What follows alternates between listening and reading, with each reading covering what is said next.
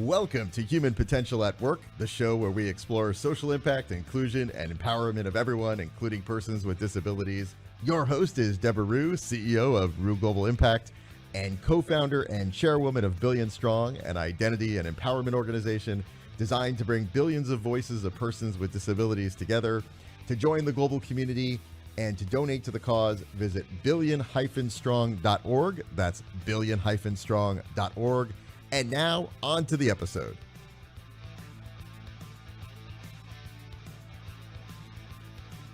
Hello, everyone. My name is Deborah Rue, and this is Human Potential at Work.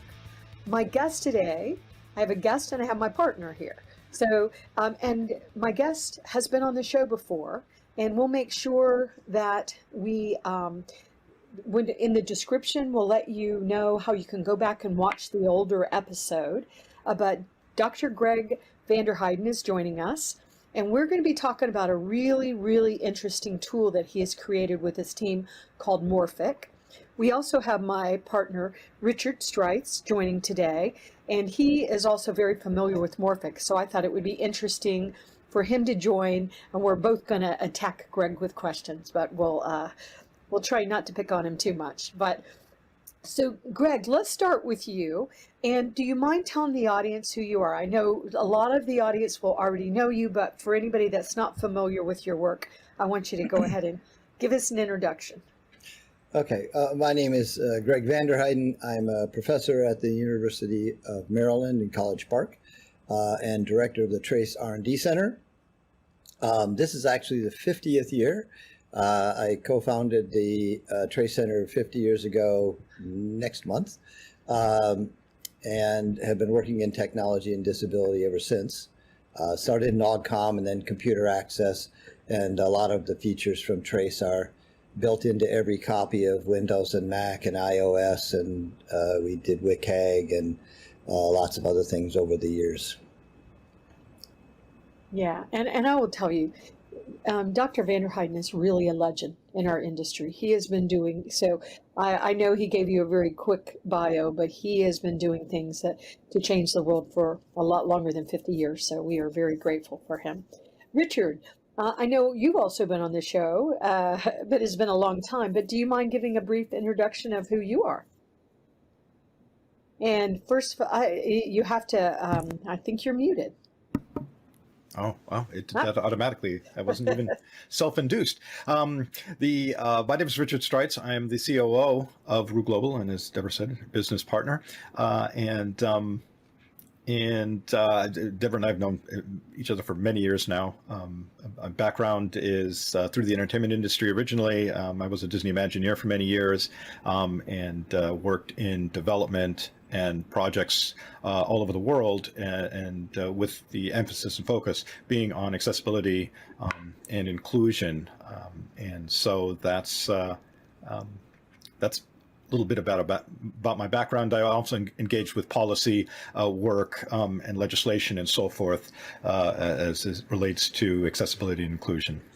Yeah, and I wanted Richard to join because Richard and I have been supporting Dr. Vanderheiden's team, making sure that people know about Morphic.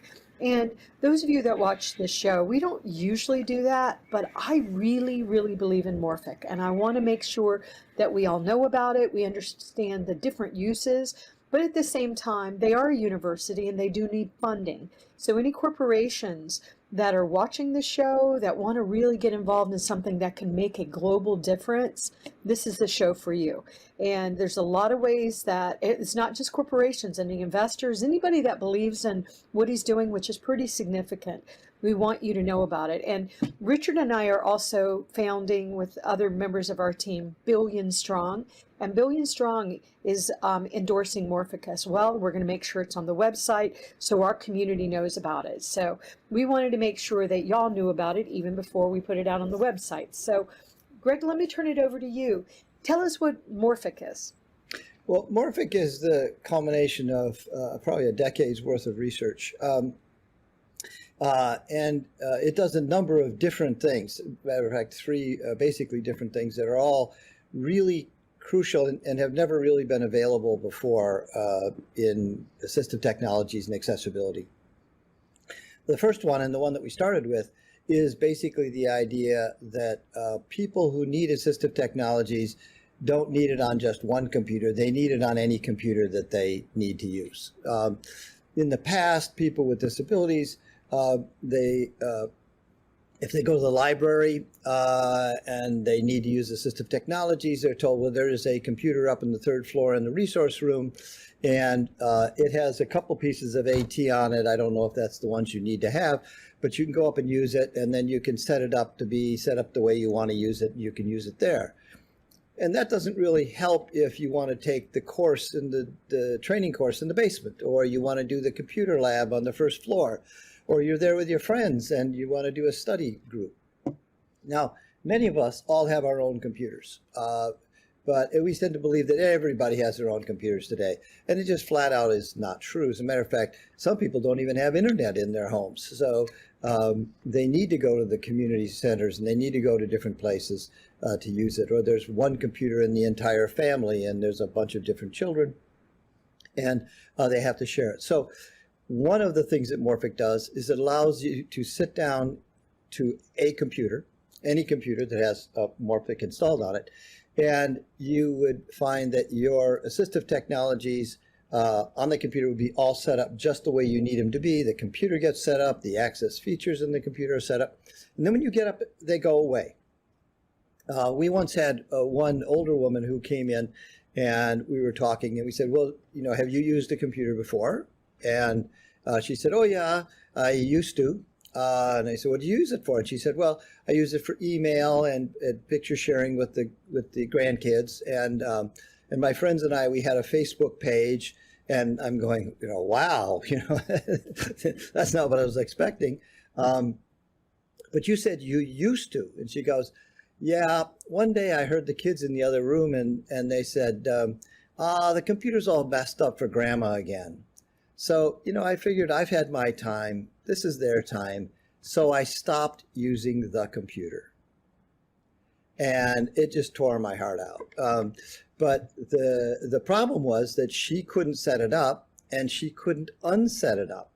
And so with Morphic now, she would be able to sit down on the computer and it would be just the way she needed it to be, even though she doesn't know where those controls are and how to find them buried in all the control panels, et cetera. And then when she gets up, it would just all go away. But she can also sit down at her kid's computer at her kid's house, and that'll happen.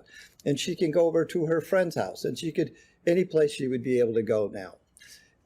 We also now are introducing installation on demand, which when you sit down to a computer, if your assistive technology isn't on the computer, it'll actually get it, bring it down, install it, configure it just the way you need it to be, and then when you get up, it all goes away.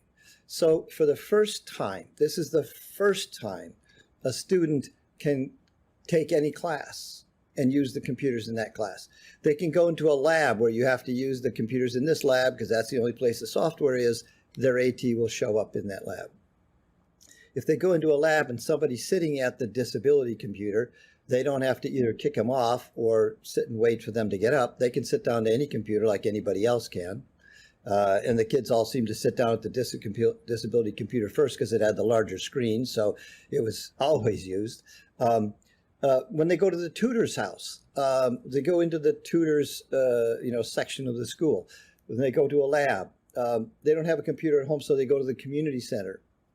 They go to the library, and their assistive technologies show up. So for the first time, we have digital equity. So that's the first thing that Morphic does. And that's a really critical one. And we now have it being installed at on all the computers at major universities. It's at the University of Maryland, it's at the University of Michigan, and several other that we're doing it on. Easter Seals of Greater Houston's putting it out in their programs.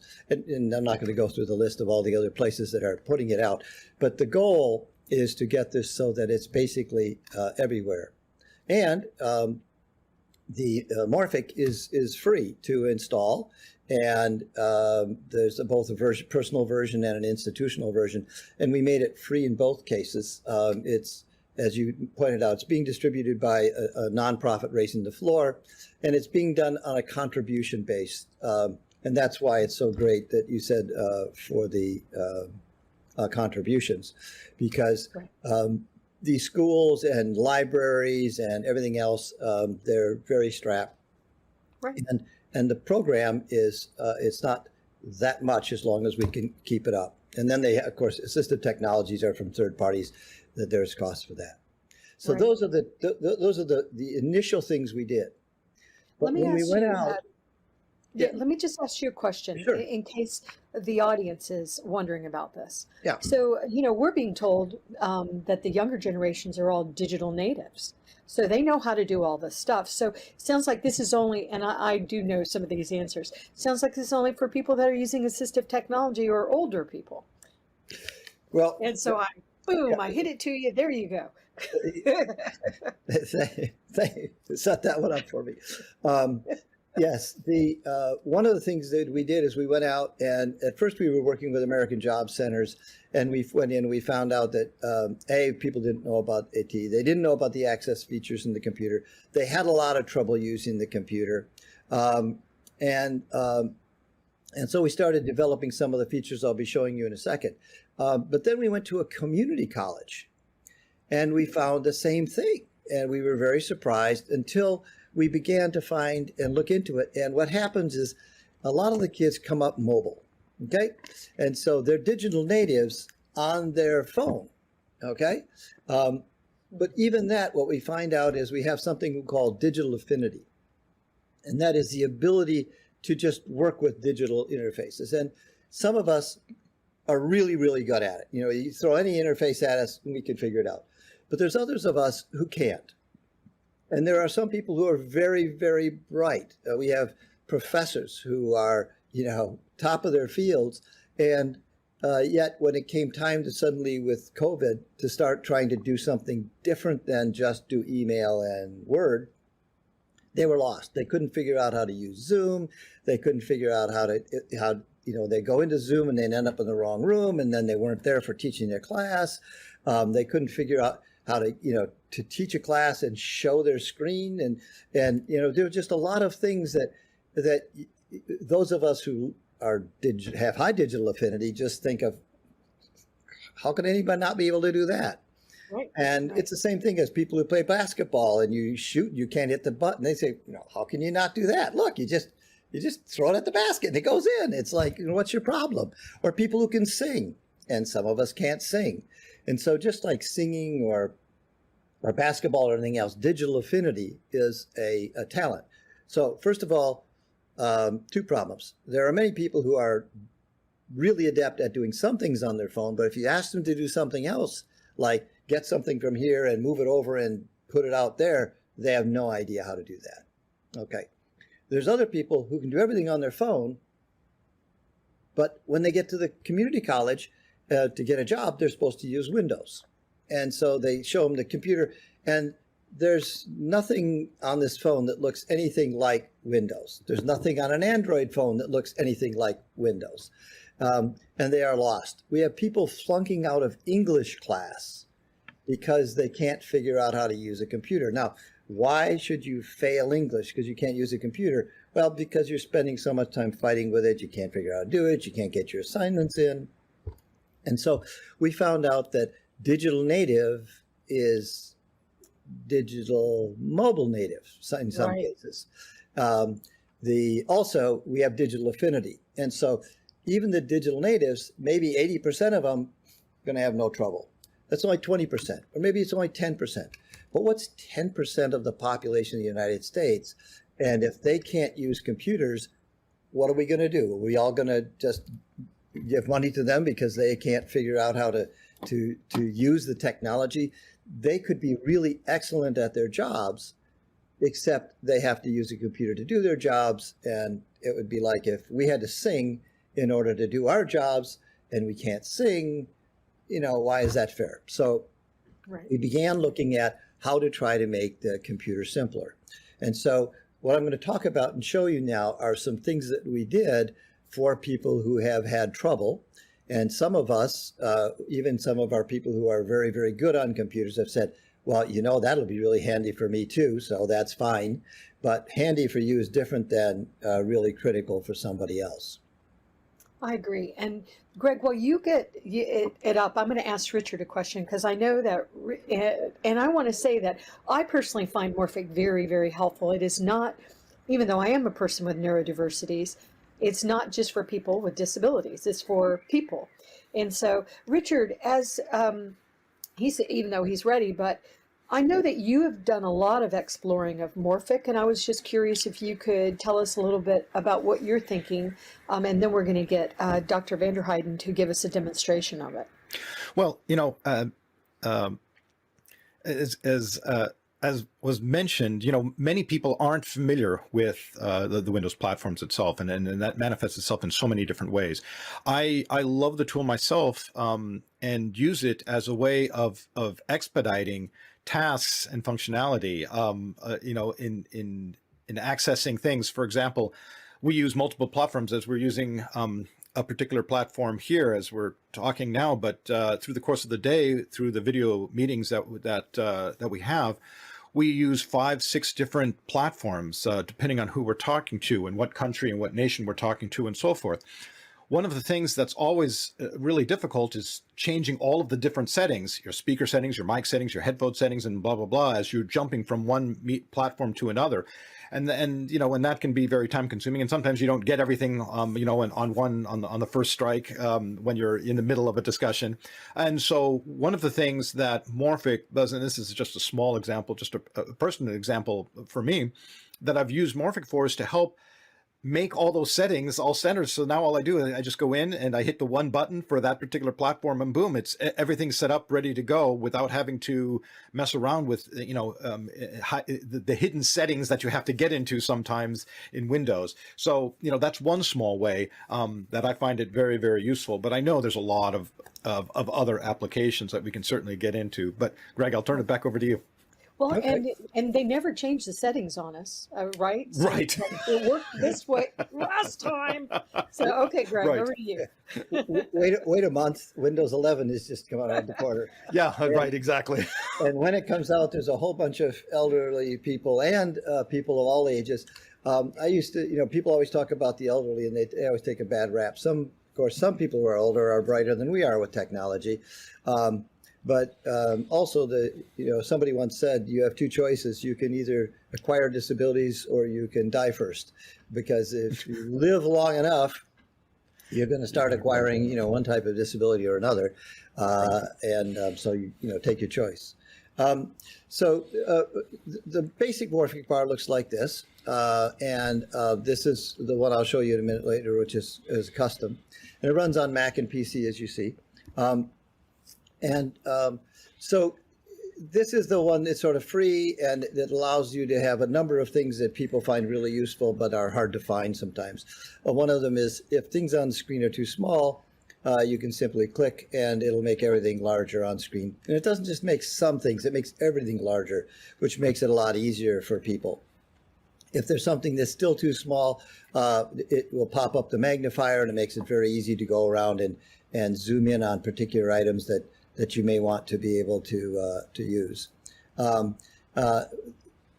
People who want to copy something out in school, it's really handy, but people of all ages see a picture, they want to put in an email, so there's a snipping tool built in, but nobody can find it, so they can just click on this, and they can pick anything they want to off the screen, and now they can go paste that into an email or whatever they would like to. For people who have trouble reading, or that have trouble reading for a long time, there's a Read Selected. There are different apps like Word and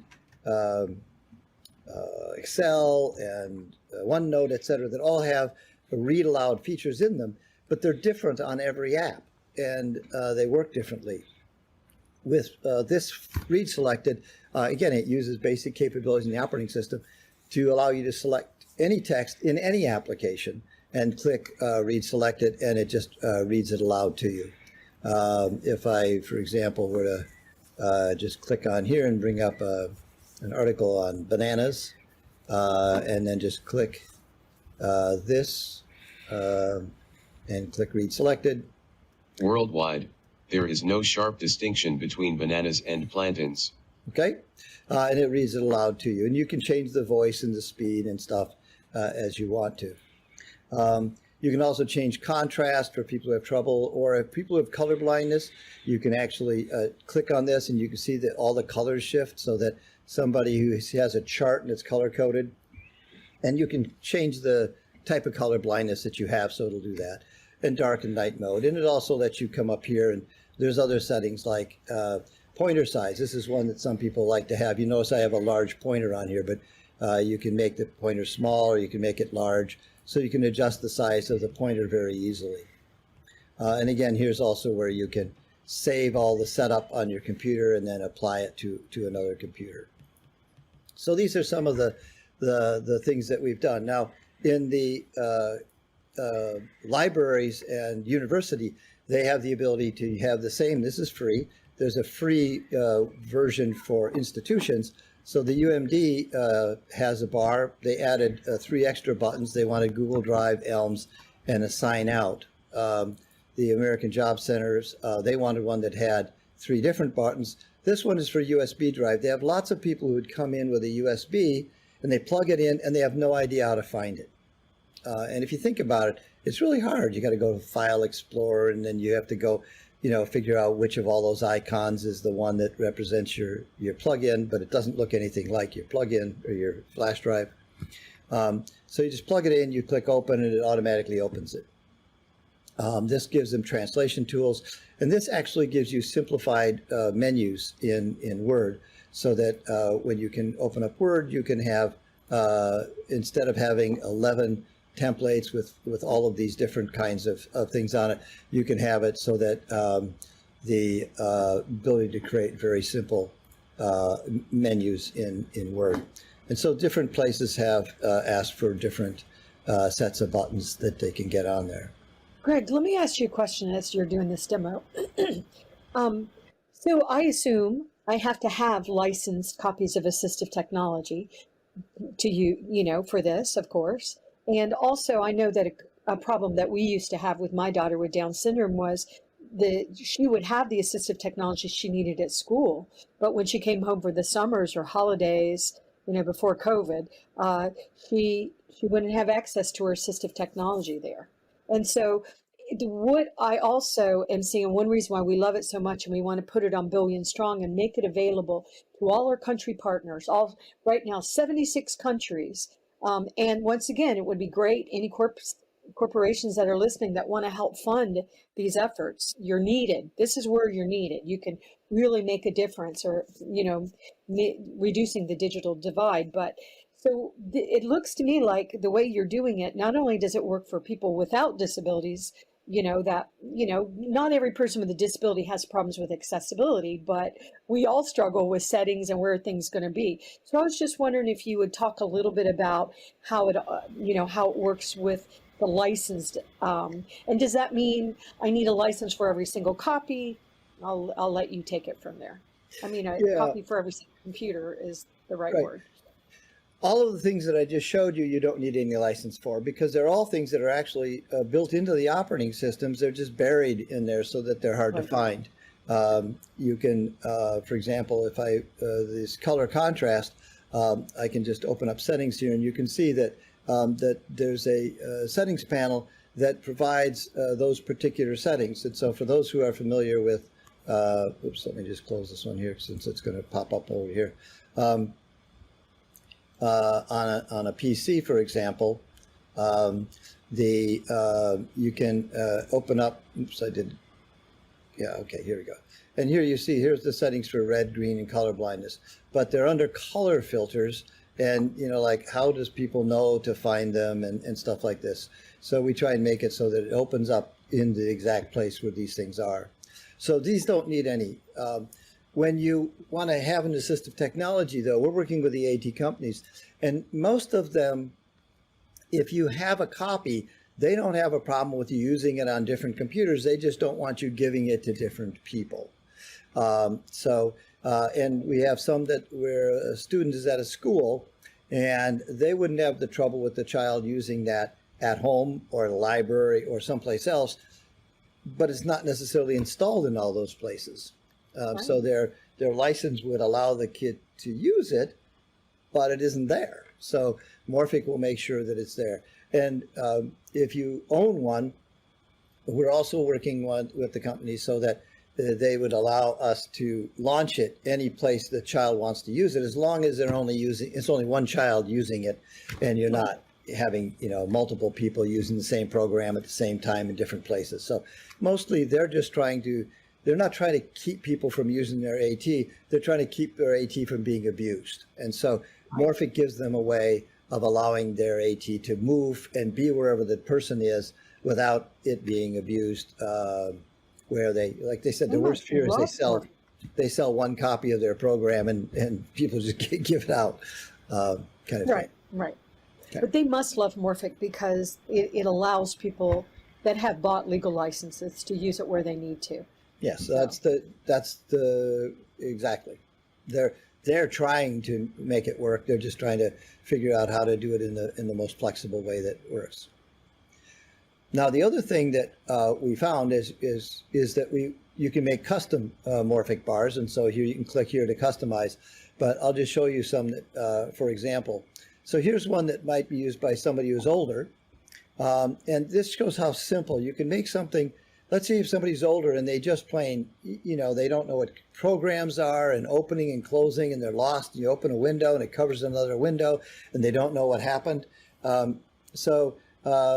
I can just have it so that you click on photos of grandkids, and there's the photos of grandkids. They click here and they get the weather.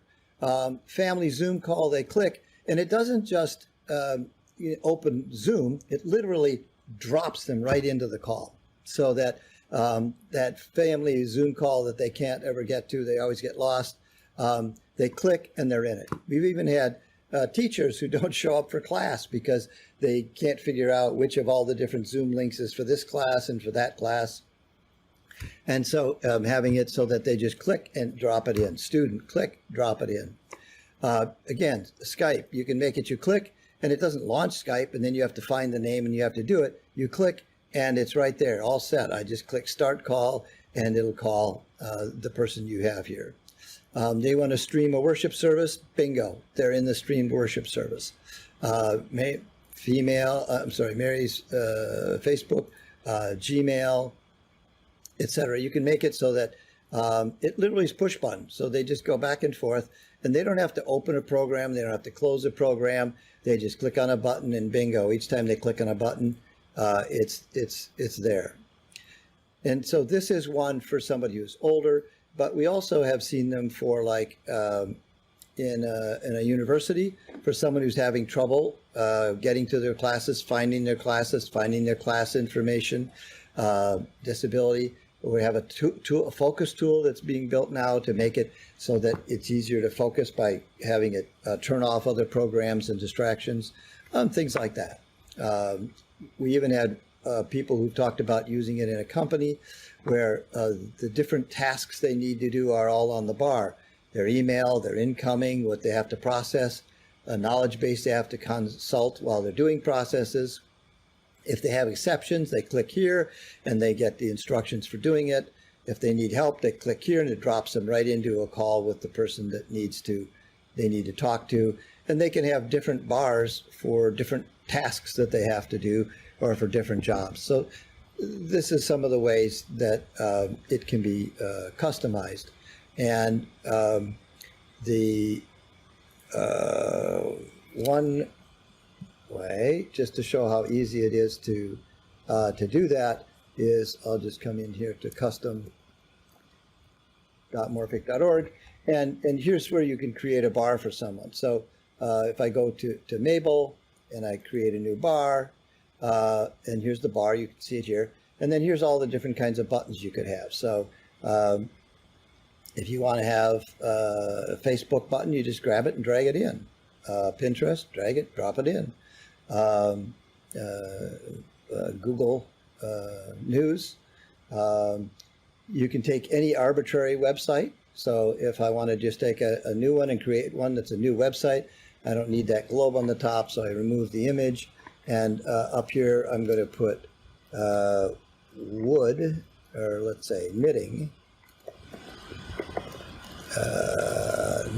knitting.com. Is there such a place? Yep, there's a knitting.com. So then I'll just say knitting and save it. And now there's a button. You click on the button, you click save bar, and that just gets invite now. So it sends out to the person. So I put the person's name in here. I'll just put example at for now. And I send them an invitation. They get an invitation, they put it on, this bar will show up on their computer. That's how easy it is to create a custom bar for someone. So somebody's child or adult child could support what they were doing. Right, or disability services could do it for students with disabilities, or a job coach could do it for somebody at the job. Yeah, lots of different people. And this is what a lot of people are doing, is creating their own custom bars for themselves too, right? One person who is a PhD said that she got it for someone who had a visual impairment, and she just tried it out first, and she just said it's been so much easier for her to do her work that she now uses it every day. Right, I know, I love it. Richard, I know that you also love it as well. Do you see any other applications besides the applications that Gregg has already talked about? And you're on mute. It's doing it automatically. I don't know how or why. Anyway, the one interesting thing about this product is that it's so amazingly versatile, and I think the ability for it, and Morphic, couldn't be a better name for it because of that. One of the many different applications. I mean, we can see it used by, for example, in refugee camps and situations involving refugees. Or, like happening in south of the border between the Mexican and U.S. border, all of the individuals that are going through that level of processing and so forth, great ways of allowing where there's multiple languages that are being said in different refugee camps around the world, where there's multiple peoples from different countries, where language, having access to different to a single machine that many different types of people are needing access to, changing the language from one to another quickly. This would be a very, very simple way of doing that without having to waste a lot of time. So that's certainly one great aspect, being able to know what documents they need. They click the one button on the Morphic bar that brings up, these are the forms you need to do, as opposed to having to hunt and peck around and trying to do all that. So that's certainly a way. Yes, they could use that. Wouldn't that be great? Yeah. Just tell us exactly what I need, nothing else. Yeah, and that's a good point, because much of the world is mobile. They don't have windows and stuff. And then they come into an environment where the classrooms or their job, it requires them to use a laptop. And this can be a stepping stone. It helps them to not get completely lost in the beginning while they're getting used to using this. The interfaces. So they can be productive from day one. And then as they learn the system and stuff, they may use it or use it less, or they may actually figure out how to use it in custom ways we haven't thought of yet. But as a stepping stone to get them back into computers. And even for elders, we found people who won't use a computer, if you show them something where, as you saw before, you just click on the side and they get what they want, and they don't have to know how to use the computer. They just click on those little buttons and voila, they're in their Zoom meeting or whatever.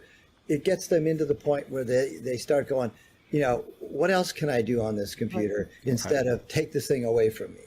Right. Now I want to, I'm going to just say this, and then Richard, you make your comment.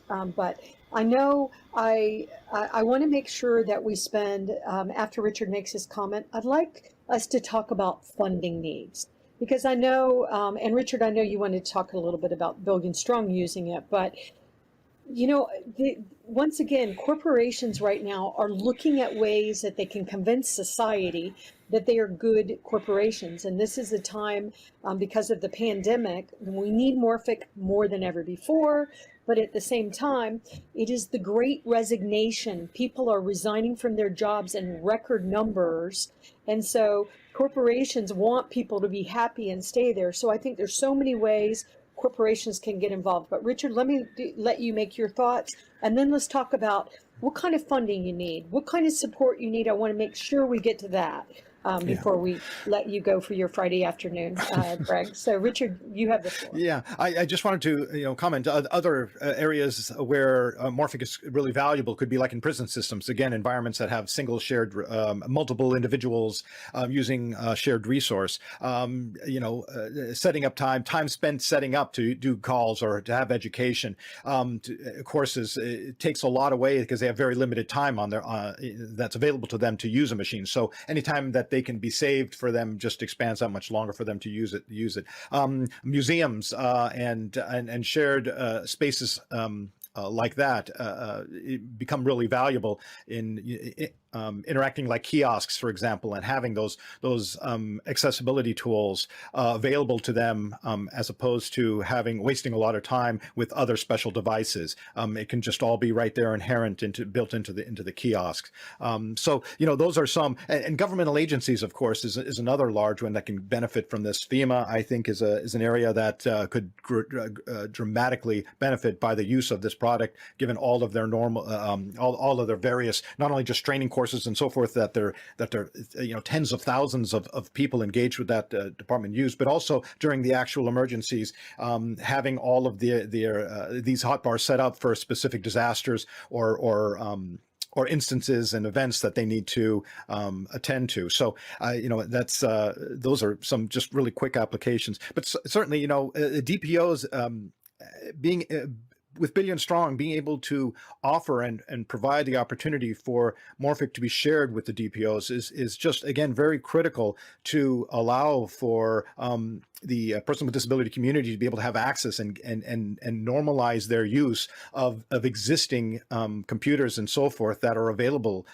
when they can get them available. Because Gregg, as you mentioned, there's many people don't have PCs at their home, so they have to go to these shared resources, these environments where there's these devices in order to engage and do job searches and to get into education and take courses, online courses, and so forth. And so this device, Morphic, just becomes a really, really valuable tool in that line.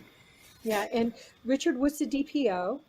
A DPO is a Disability Persons Organization. Just in case somebody doesn't know that acronym. Yes. There's other acronyms too, but okay, so let's talk about funding. Well, Gregg. first of all, one of the key things is that we do not share any data. We do not monetize any data. That's very good. We actually have the most strict privacy policy that we have and you go to our website and see it. We have an external privacy and data ethics board made up of key disability and privacy experts from around the world, people from the data supervisor's office in Europe, from the Privacy Commission in Canada, et cetera, are the people that we've selected. And they oversee everything we do. And all of our policies is no monetization of anybody ever at any time. We don't even have the ability to go in and see who's using our tool. As a result, we have to figure out how we're going to give something away free and yet not sell the people, if you will, sell the data, because we think that would be really bad for the people who are using these tools. So we're supported by donation and contributions. We have one individual said, gee, I'd like to sponsor this going into all the libraries in a particular city. And so we said, well, that'd be great. We offer it free to the libraries, though you need to understand that. And he says, I understand that, but somebody has to pay for it. And I said, yes. And they said, okay, good. So he's now going to be paying for this to go into the libraries. And then we're trying to see if maybe even he can provide some of the libraries that don't have AT with some support so that the libraries would have the AT as well. We can put on the board a logo. So if we get corporations who are providing support, imagine all of the bars in the universities and job centers and everything else, having a little company logo show up on there. So if people want to say, I want to do them all for my region, or I want to do them all nationally, or if somebody wanted to, just support it in general, it's, between 8 and 100,000 and 1.2 to try and do this out, nationally. So it's not monstrously expensive to do this. And it's money well spent. Right. The biggest thing is when you get into the custom bars, then we need to make sure we have enough support people for people who would call in for help. But even there, we're finding that people are being able to use it. We're not getting that many calls. So if we can get enough support, we want to try and be able to provide it free. It's all being done through a nonprofit called Raising the Floor. That was the one who's been sort of the anchor point for all of this work over the last decade. So it's all tax deductible. And I love that you could put your logo on there. That is really cool. I could see the United Nations. It would be cool for them to get behind this and to give it to the refugees. It would be, once again, and we all know the United Nations, but still, the Red Cross. Because, digital exclusion is a huge deal. The digital divide, and you had mentioned the Wi-Fi issues. There's 330 million Americans, 163 million Americans do not have access to dependable, high-speed, affordable internet. That's right here in the United States. Now you leave our borders and it gets worse and worse in a lot of other countries. So there's just so many wonderful ways to use it. And I love the idea, because we always are at Rue Global Impact, we're doing different projects. I would love to, I hadn't thought about that, Greg, but I'd love to set up, what do I need for this customer? What do I need for this one? So that I always, because it's usually, all right, use your brain, where did I put it? To try to remember it. So there's so many ways to use this to really allow people to be more productive. I don't want you messing with your settings. I want you doing your work if you can, for example, as an employer. One of the I was just thinking of that. Yeah, somebody said, well, Red Cross, FEMA, places like this, where they suddenly have a whole bunch of people who are supposed to all go into an area, and they're supposed to all suddenly know who all the people are to contact and where all the resources are, and they keep changing over the course of the day, so somebody's not all available. So having something like that Custommorphic bar, where you can centrally change the contact person, and when everybody clicks on the button, it now goes to the new contact person. Now, they may have systems already set up to do all this in a very sophisticated way, but companies and other places where they have people coming in, new people coming in, they have to keep retasking people and giving them new sets of resources. So there's lots of places where we all fall into the category of we get lost. And I find it useful because there are sometimes where I just get lost amongst, I'm one of the people that have like 37 windows open at a time. And then I can't find that window or that tab that has that information. And so the things that I have to have access to all the time, it's nice to be able to pull them up. And not everything can be a bookmark. So if it's a bookmark, I got a bookmark by it. I put them all up in the bookmarks. I have to find my bookmarks. I get very confused with bookmarks, which is ridiculous, but I have too much stuff I'm trying to keep in my brain. Yeah, but as you can see, this gives you bookmarks, applications, functions, calls, all sorts of things that you can give to somebody so they have all the pieces they need. How about some of these new social justice grants? I know that Jack Dorsey of Twitter, he is giving a lot of money away, and he wants it to be about social good, climate, social justice. Well, this to me goes right into that. You're solving some of our biggest problems with our digital divide. Not all of them, but some of them. So are you pursuing some of the social justice grants or some of the grants that corporations are coming out with to support? As we identify them, yes. Okay, cool. But sometimes, because one of the troubles that we have in funding is that there's nothing else like this. So the programs, there's no program that's looking for a program like this. The programs are for, broadband connection or getting computers to people or training people, because there's lots of those things around. So it's ironically hard to get something funded that there aren't already a bunch of people doing, because there's no program to fund that. And when you go to submit, it doesn't look like, and then the people who are evaluating are used to evaluating programs that look like, and it's interesting. But no, but it's very exciting. Yeah, so people who are aware of things that we should be looking to, please do send it on. Yeah, we found some interesting ones lately that we are going to tell you about. But all right, I know we're out of time. Richard, let me. I want to give you a minute to make final comments, and I'm going to turn it back over to Gregg, because I want Gregg to tell everybody how to find me. He already mentioned raising the floor, but I want him to get the URLs and everything else. So you've got the floor, Richard. Oh, well, thank you. You know, I use Morphic all the time myself, and I have to say it has made the task of my day-to-day tasks so much easier in navigating the device. And now I consider myself a technologist. I grew up using PC. I grew up, you know, with dissecting TRS-80s and Commodore 64s, and grew up through, you know, all the various iterations of computers all the way up to now. So I consider myself a fairly savvy. But the issue is you know, like we mentioned earlier in the beginning, things get hidden. You know, as these systems become more complicated, operating systems become more layered, finding things is you know, they do this bait and switch on you with every upgrade. And you know, the Gregg, you mentioned there's 11 that's coming out now, Windows 11. God knows where they're going to hide things next, and you have to go and hunt and find them, you know, all again. And leveraging and saving time. Time is certainly the biggest thing. It saves time and just ease of using the device in so many different applications. So I mean, it's a great product, and we can't wait to get the word out and let everyone know about how wonderful it is. It really is amazing and very affordable, but they still need help. So Gregg, you can't see you can't see the magnification, right? Because that's a local thing. So you probably just see a bar that's not magnified. I was just showing how easy it would be. No, we see it. We can see it. Oh, you can see morphic.org and magnified? Yeah. Yes. Yes. Oh, yes. There you go. So there you go. So here's a nice usage of morphic.org. I wanted to show you the URL. It was too small to see, so I was able to use the built-in magnifier to magnify it so everybody can see. This is where you go to get it.